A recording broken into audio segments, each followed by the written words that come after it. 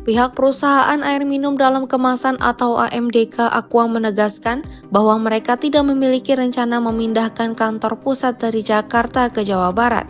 Pernyataan ini disampaikan sebagai tanggapan atas permintaan Gubernur Jawa Barat Deddy Mulyadi yang mendorong perusahaan besar mendirikan kantor pusat di wilayahnya. Corporate Communication Director Danone Indonesia Arif Mujahidin menjelaskan bahwa Aqua beroperasi melalui 20 pabrik yang tersebar di berbagai daerah di Indonesia. Arif menyebut karena cakupan operasional yang luas, maka kantor pusat Aqua tetap perlu berada di Jakarta. Hal ini disampaikan Arif saat dihubungi pada Kamis 30 Oktober 2025.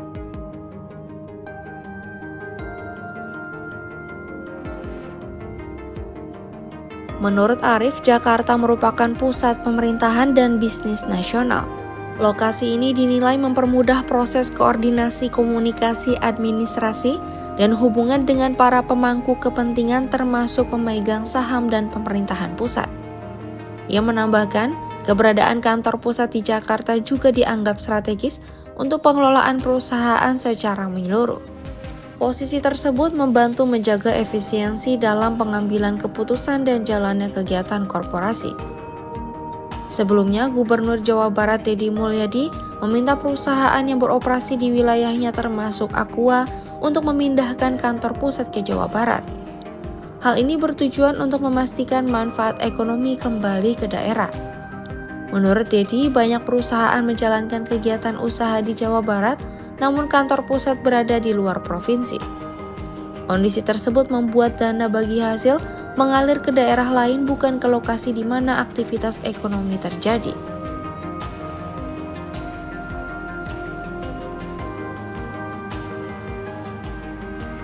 Deddy menilai pemindahan kantor pusat akan memberikan manfaat lebih besar bagi masyarakat Jawa Barat terutama dalam peningkatan pendapatan daerah dan pemerataan nilai ekonomi.